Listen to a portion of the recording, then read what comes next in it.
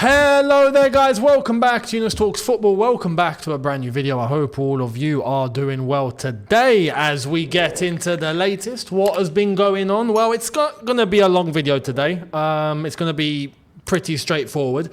Got a couple of Chelsea things, a couple of non-Chelsea things. And then we're going to start looking forward to our Conference League game. Every time I say that, I feel cringe. You know, we're playing Conference League. But Panathinaikos, that actually feels like a Europa League game. So we might actually feel some level of comfort from that. Anyway, preview for that will be out the day before the game. We play on Thursday, right? I know there's Conference League games played on Wednesdays now, which is weird, but I think we'll play on Thursday. So Wednesday preview time, day before, as usual. Let's get cracking. Yesterday we lost to Liverpool. And Enzo Maresca spoke after the game, said he was, happy with the performance overall. I don't expect him to say anything different. But he said something that, it didn't trigger me, but I was like, come on, Enzo. Like, come on. And here it is. Let me show you what it is. Here's what he said. Considering yesterday in our defensive shambles and Sanchez, here's what he said. So, I'm very happy with Robert. He's doing fantastic with us. Not only in building from the back, but also making saves. Listen, Enzo, I appreciate that you need to protect your players. I appreciate that you gotta, not put them in the firing line. But there's that, and then there's this, yeah? Don't just lie. Don't just straight up lie to everyone, If you get asked about Sanchez, you can just say, overall, we're happy with him. Yeah? And we feel like he's doing a good job. That's it. Nothing else is needed. Normally, no other journalist will then go into other questions or anything. If they do, just be like, listen, we're happy with him. Yeah? Shut up. Cool, that's it. But to go and say, he's doing fantastic, not only from building from the back, but also making saves. Now, I will say this, in terms of making saves, yes, he has been good. And I've mentioned this, I feel like he's been a very good shot stopper for that matter, right? So much so that when Liverpool had the penalty yesterday, I was actually hoping he'd save it. I was looking, going, you know what? He might actually save this. Go on, Robert, save this. And then he didn't. It happens, right? But to say that he's doing fantastic with us, not only building out of the back, nah, come on, don't lie. Like, that's too much, man. That's going too far. That's going too far. Or like we don't have eyes. Don't insult our intelligence. Do you know what I mean? Listen, Sanchez has been an absolute calamity building out of the back. A disaster. And we can't continue with it. We just can't. We can't. Whether it's now or whether it's later in January or the summer. But this can't go on. Look, if we weren't a team that was playing out of the back, right? Like everyone now wants to because it's the latest trend. Well, cool. If we're not doing that, cool. Keep Sanchez in goal because like I said, he's a decent shot stopper. Fine. I don't need him to pass a ball. We're fine, right? But if we're so hell-bent on making this work and we have to play this way, we got to change the goalkeeper. Simple as that. I'm sorry, but we got to change the goalkeeper. That's just the truth. So much so, we even got Jamie Carragher coming out yesterday saying, you know what? Chelsea actually played well, but there's one problem. And if they don't sort this problem, they're probably not going to get top 4. But they got to get a new goalkeeper. Cheers, Jamie. We've noticed that for a little while. We don't need your confirmation, but it's appreciated. And it's true. I don't disagree with him. He's right. We can't continue like this. We just can't. Chelsea, look. It's crazy how demanding this sometimes gets you painted in a light where you're being over demanding or you're never happy or like Chelsea should be at a level. When you go below that level, it's not good enough. It's not. Chelsea Football Club should be able to uphold a certain level, and we're not. in defence and in our goalkeeping department, we are not. In attack, we're getting better. We actually have a handful of players that you can go, okay, man, maybe, it's decent. And there's Cole Palmer. That's not even a discussion. But that's what I'm talking about. You see Cole Palmer? Cole Palmer would have got into the old Chelsea team. He actually would have got in. No problem. Can you say the same for anyone else? Well, we got a lot of young lads, understandably. But there's young and developing, and then there's going to Brighton's third choice goalkeeper. This is the problem. We got to get a certain level. Now, the thing with the goalkeeping situation is that we've got 9 goalkeepers at the club. I don't know on the what. It's not on our roster. It's not on our squad. On our list. What is it? At Chelsea Football Club, we have 9 registered goalkeepers. What? If there's anyone there that we know has it, play him. Bring him in and play him, because we've got to change this. It can't go on. Right? So, let me know your thoughts overall on Robert Sanchez and what you feel needs to be done. Now, I want to talk about one of the attackers. I saw this earlier on, and here it is. Nicholas Jackson has equalled Kai Havertz's league goals for Chelsea. Jackson has done it in 48 fewer games and has more assists too. There's 2 sides to this coin, right? Shout out Miz. I do that every time I say 2 sides of the coin. But one side of the coin is that Nicholas Jackson, in a much more turbulent time at Chelsea Football Club, has managed to do that, and fair play. For that, fair play. Statistically, fair play. What the issue with Nico Jackson is that he could have done much more. Funnily enough, and his numbers are actually decent. He could have done much more.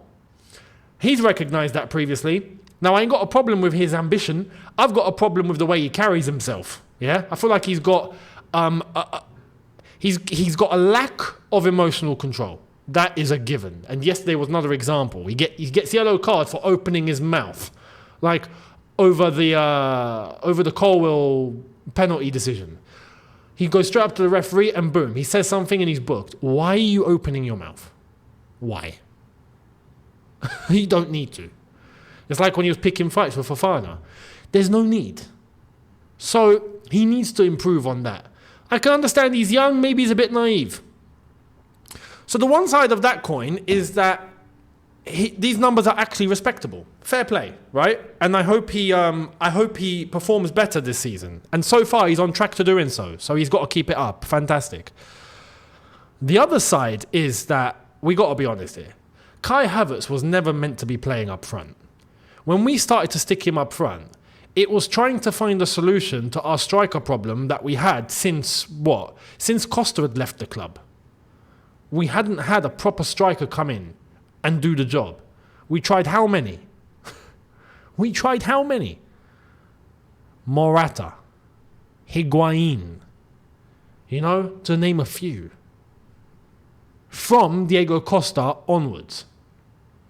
Werner came in, he was meant to be the striker, then he got shifted to the left-hand side. Then we were like, okay, he's playing up front now. Well, we've got to try and find something. Oi, Kai, can you play up top? You're tall, lad. Can you score a few goals up there, maybe? It's a similar experiment to how we've stuck Nkunku up front. The only difference is that Nkunku actually looks decent going up front.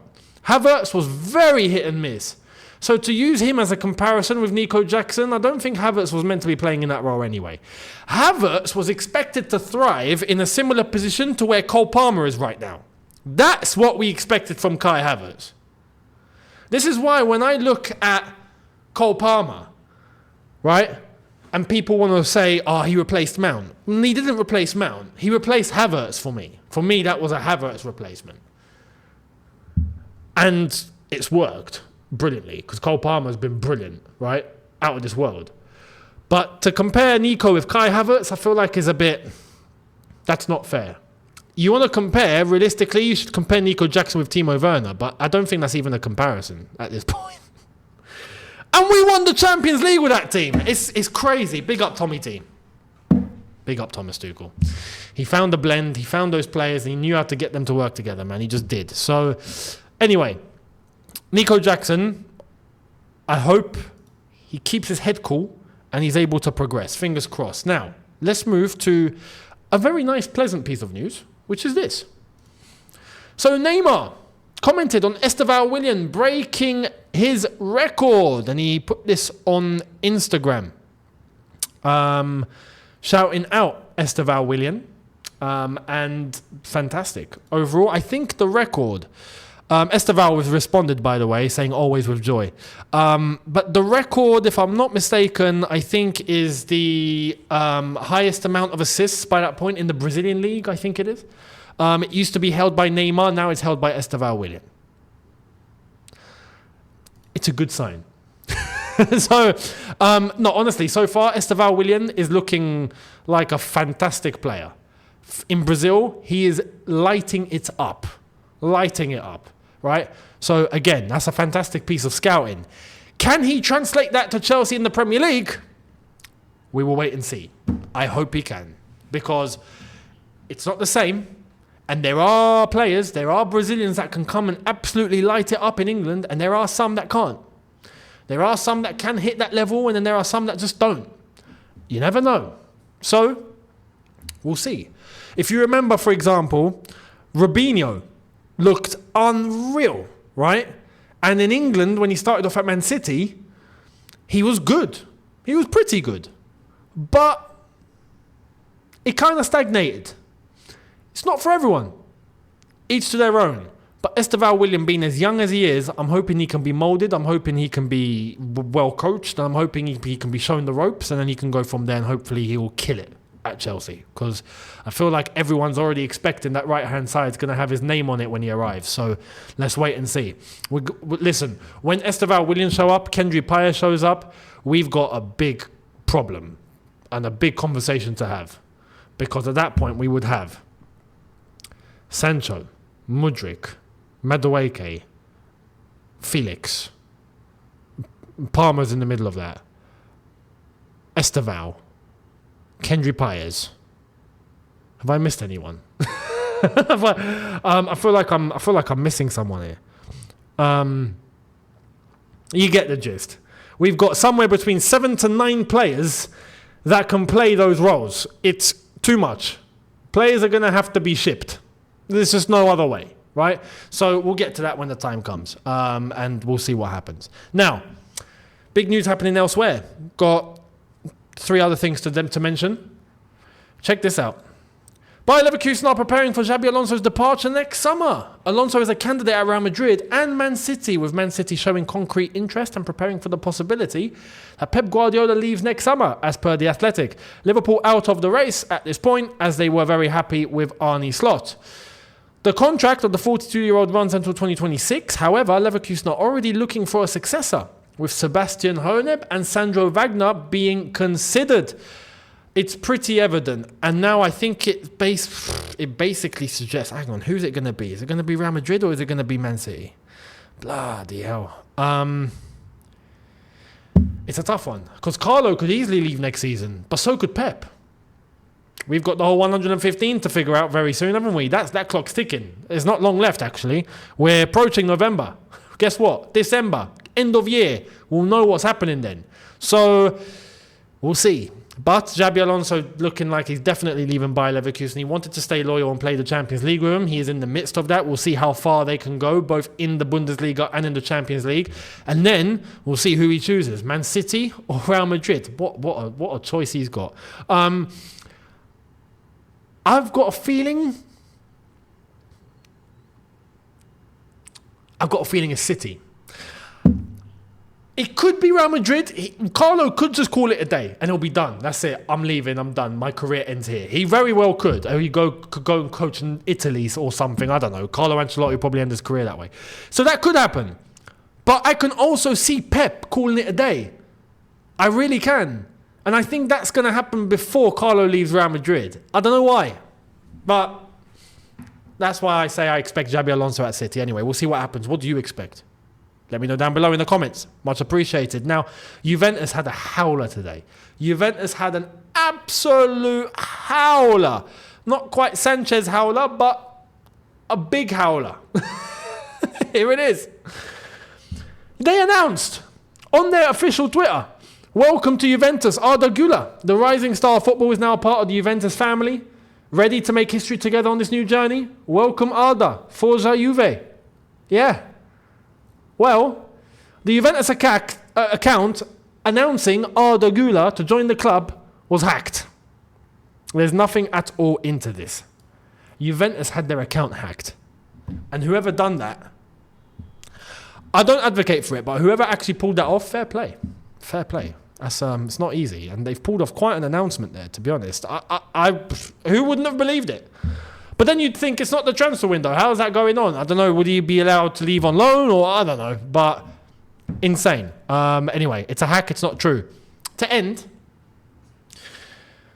this is what I don't like. This is what I don't like.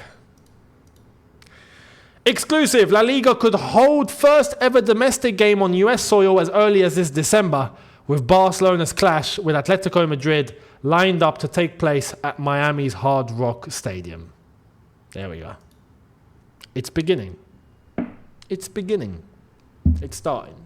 Yep. Let's start taking games global. Let's start. You know where this is going to end. Some people are going to go, no, Younes, why do you have a problem with that? There's no problem with that. It's just going to be, some other international fans will get to see domestic games. Yeah, no, great. That sounds great on surface level. On the surface level, that's fantastic. And I would be for that on the surface level. If that's all it was, yeah, why not? Hold the game here, hold the game there. Let some other fans experience experience it. It'll be nice. But you think it ends there? Come on. Don't be naive. Don't be naive. These are the building blocks. These are the building blocks. This is what's going to test the waters. This is what's going to see. How is it received? What's the money like? How's it looking? How much activity was there? Commercially, footfall, profits, revenue, this, that, the attention, how many tuned in, all that, all the metrics, gather all the metrics. And then, let's hold 2 games. And then, let's start thinking about holding games regularly abroad. Oh, guess what? It's now the Super League. It's heading to a point, I said this in the Super League video all that time ago, it's going to get to a point where eventually football is going to be completely globalized. We will end up having league games, one game in Cape Town, the other game in Singapore, the other game here in Dubai, the other game in New York, the other game in Brazil, probably somewhere by the Copacabana, and the other game somewhere in Alaska, I don't know. But it's going to be just games go home and away will be gone. The whole concept of home and away is going to be going, and that is a dangerous game to play. When you destroy the very fabric of where each club comes from, you're playing with fire. That's the one remaining step for football to go global. And I'm not for it. I'm not for it. Something's not broken, you don't need to fix it.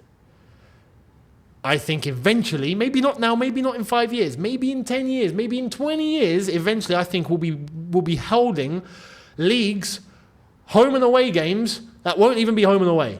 It'll just be wherever in the world. There'll be no need to have a home stadium anymore. Maybe that's why Chelsea are holding off on building the new stadium. Maybe they've gone, there's no point. We're not going to be playing here anyway. Maybe they know what's coming. I don't know. We'll see what happens. Let me know your thoughts down below. Much appreciated. And I will see all of you tomorrow for a brand new one. Make sure to subscribe, notification bell on. Don't forget, check out the second channel, link in the description. Brand new video was dropped on the weekend. So if you haven't caught it, go over there and watch. Much appreciated. And I will see all of you tomorrow. Check out the socials, links in the description. And I'll see you tomorrow. Have a good one, people. Look after yourselves. Take care and peace.